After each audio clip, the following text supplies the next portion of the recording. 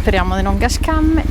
Allora, questa è la mattina di Colón del venerdì mattina, siamo all'inizio del fine settimana. Buongiorno di nuovo dall'Argentina. Abbiamo provveduto a cambiare un po' di pesos argentini e a procurarci una SIM telefonica. Il verde dei jardins è sempre invidiabile, poi nel periodo estivo ancora di più. Siamo nel pieno periodo estivo. Oggi ci accingeremo di nuovo a tagliare l'Argentina perché raggiungeremo la provincia di Cordova, lasceremo Entre Rios, Colón. La salutiamo di nuovo. Da qui Concordia, quindi la frontiera nord, dista 120 km. A metà strada sorge El Palmar, che è il parco nazionale istituito nel 66 a protezione degli ultimi esemplari di palme yatai. L'agricoltura intensiva e anche gli allevamenti pian piano hanno portato questi esemplari a sparire, non completamente, quindi questi esemplari vanno ora protetti. Né più e né meno come l'esemplare di Sara Bartolacci che va protetto. Buongiorno ragazzi, vamos, perché oggi abbiamo 558 km,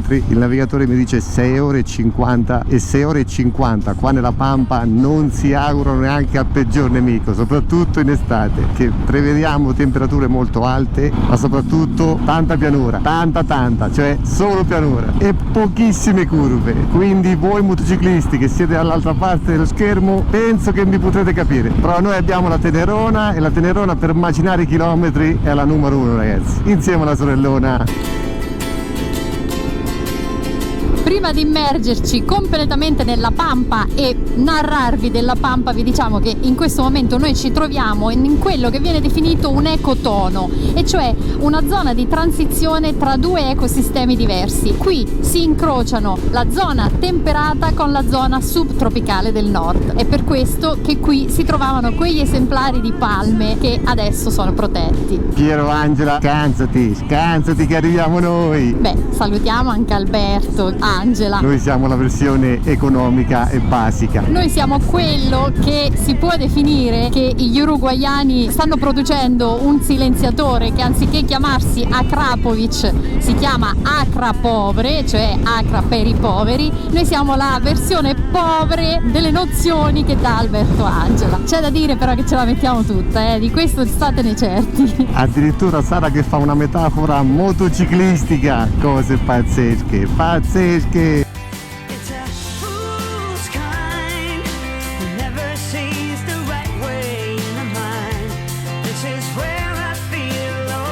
Iniziamo ad attraversare una delle zone più fertili di tutta l'Argentina. Siamo quasi nella provincia di Santa Fe. Qui si vive di allevamento e di campagna, agricoltura. Dicono che la caratteristica di essere fertile derivi dalle correnti che si generano nell'Atlantico e nel vicino Paraná, secondo fiume più lungo del Sud America, con i suoi 4.000 km di lunghezza. Considerate che il fiume più lungo d'Europa è il Volga nella Russia europea ed è lungo circa 3.500 km.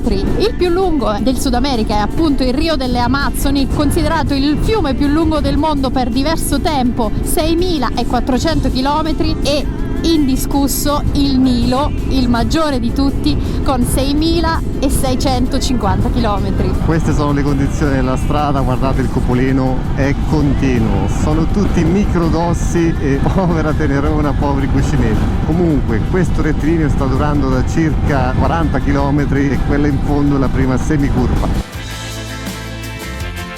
Guardate ragazzi, voglio condividere i paesini che ogni tanto attraversiamo, perché ogni 50-60 km di strada dritta troviamo questi paesini, ma se guardate la cartina del navigatore sembra una scacchiera, ci si potrebbe giocare quasi a dama. Altra cosa, tranquillità disarmante. Con Sara parlavamo del casco e chiedevamo ma come vive questa gente? Sicuramente per certi aspetti non sarà facile la vita, ma per altri aspetti la tranquillità è pazzesca. Penso che per un italiano che vive in una grande città con la frenesia della grande città, qua farebbe veramente fatica. Sociedad Italiana 1878. Bei viali alberati comunque. Salutiamo Termas Vijaguai. Vado indietro perché per un po' non ho visto più Beppe, vediamo se è tutto ok. Ci siamo appena fermati perché non vedavamo più la moto di Beppe e Vania dietro di noi. Un'ape è entrata nel giubbotto di Vania pungendole, lasciando il pungiglione sul polso, e adesso un ragazzo si è fermato. Hola! Si è fermato per vedere se tutto fosse a posto. È questo. Tagliamo qua, Vania. Qualche minuto Vania si riprende la strada.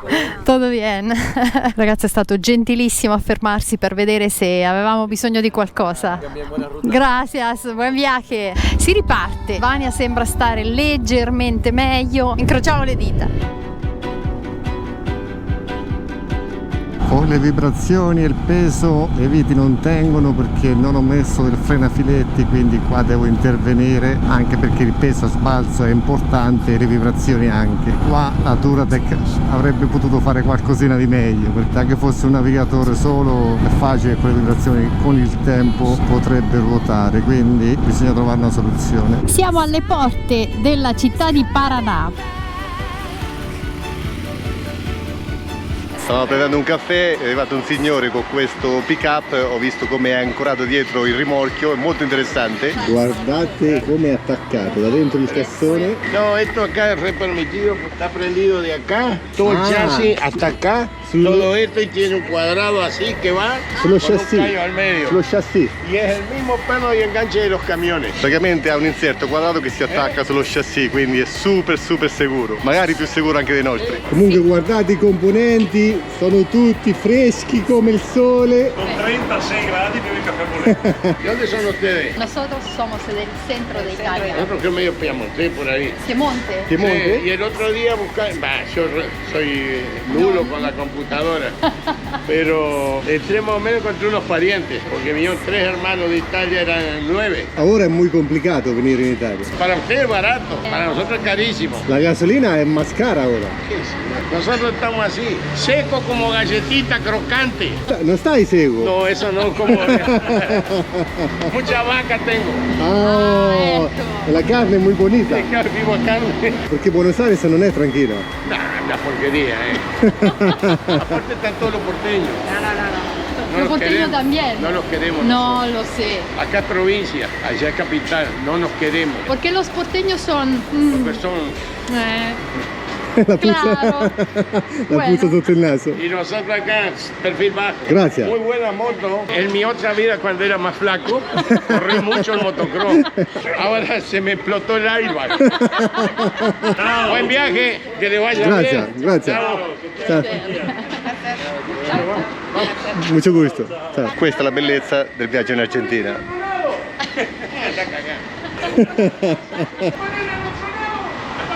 No, sicuro! Alla fine ha detto sicuro che è sportegno, sicuro che è di Buenos Aires. Ora però basta chiacchiere, bisogna ripartire perché è un po' tardi, abbiamo ancora da fare 301 km, ora è arrivo 19:16. Abbiamo la pancia piena, abbiamo preso il caffè, la Tenerona ha la pancia piena, d'ora in poi non ci si ferma più. Vamos! Quella che abbiamo davanti è la città di Paraná. È sempre uno spettacolo andare sott'acqua, guardate sul navigatore. Beppe e Vania dietro di noi. Stiamo andando nelle viscere del Paraná. Ci siamo quasi, siamo risaliti. E siamo di nuovo alla luce del sole. E la traversata del tunnel ci ha portati a Santa Fe, capitale della provincia. Siamo quasi fuori, Beppe e Vania anche. Cruzamos a Santa Fe.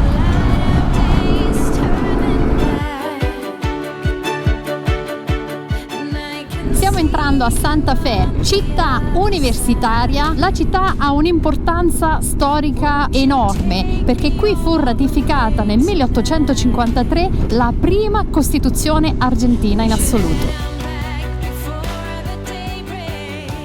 E comunque le città che sorgono sui grandi fiumi hanno sempre un fascino particolare. Molto carina e molto fresca Santa Fe, cioè fresca nel senso di aspetto, non fresca come temperatura. Al volo on the road, bordo marciapiede, ma velocissimi, tipo cambio pit stop della Formula 1. Ho tolto tutto qua davanti e domani faremo una customizzazione per rendere il tutto veramente solido. Recensione non proprio positiva per questi tipi di attacchi. Vamos! Cambio euro meno 10. E comunque nonostante la pampa sia noiosa un po' per antonomasia, la vediamo nel suo massimo splendore con il verde che sprizza vita da tutti i pori con un bellissimo tempo ed è piacevole comunque attraversarla.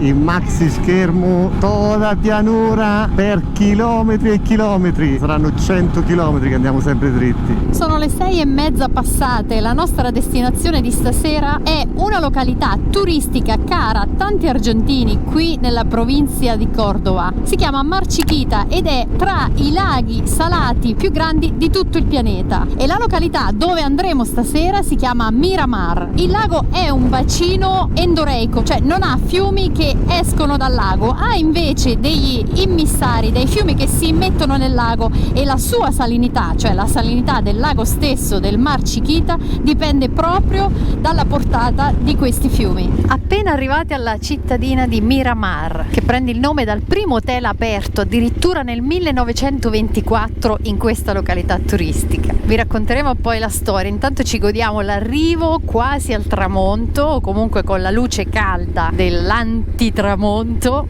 È una località con molte strutture ricettive perché molto turistica, perri immancabili come sempre, qualcuno un po' più incazzato degli altri. La nostra struttura dovrebbe essere questa, Hotel Miramar. Sara in preparazione con me sullo specchio e questa è la situazione della nostra camera. Domani saremo qua tutto il giorno a lavoro. Questa è la mia piccolissima scrivania da lavoro e al tempo stesso facciamo riposare la tenerona anche se devo andare in una ferretteria che spero si trovi qua in paese per sistemare il cupolino e anche lo specchietto. Ecco gli altri reduci di questa giornata massacrante al buio per non farsi vedere. Siamo belli cotti. Che mi hai fatto vedere sceso dall'aereo? Sì? Le salsicce, beh, io ce le ho oggi. Non ci sono i malleoli. Ma oggi quante ore di moto? Dalle 9:30, 9:30 e 11 ore. Questa è la situazione super tranquilla qua a Miramar.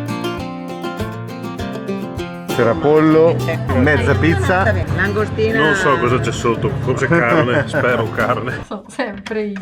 Siamo le solite. Questa volta abbiamo l'assistente. C'è anche la moglie dell'assistente. Ce la faremo? Adesso si sta nervosi. Vamos. Buenas noches. Buenas ragazzi.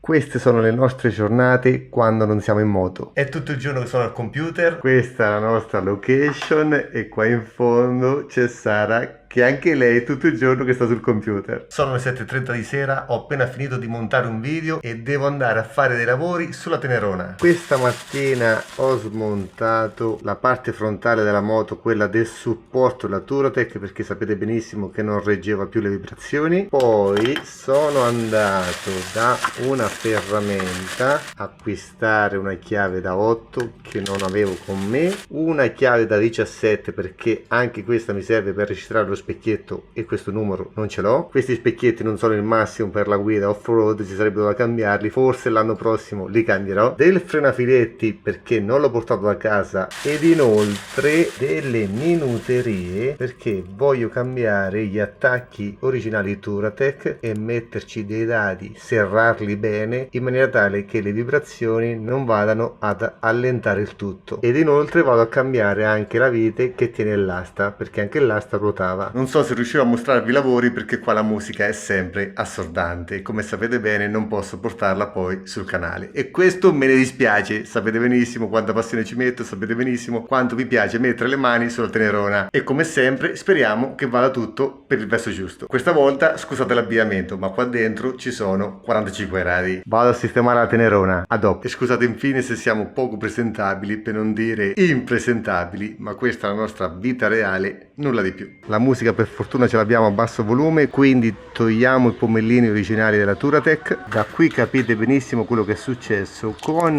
i pomellini tirati a mano, tirati abbastanza forte. Con le vibrazioni il supporto non tiene e pian pianino si muove. Questa è la soluzione super spartana. Lato interno ci sono i dati autobloccanti. In questa maniera con l'esagono si riesce a tirare molto bene la vite. Ora anche con il ripio dovrebbe tenere, perlomeno speriamo, da collaudare. Cambiamo anche le viti testa a bottone, perché con la testa che hanno appunto non si riesce a tirare. Mettiamo queste con la testa esagonale, però in questo caso mettiamo il frenafiletti colore blu. Questo colore dovrebbe essere una resistenza media. Lavoro terminato, abbiamo cambiato anche queste. Peccato che la filettatura di queste viti non è lunghissima, quindi non posso serrarle più di tanto, perché qua parliamo di alluminio, qui parliamo di ferro e quindi c'è la possibilità che rovini il filetto all'interno. Comunque siamo tornati alla condizione iniziale. Ora non ci resta che testare.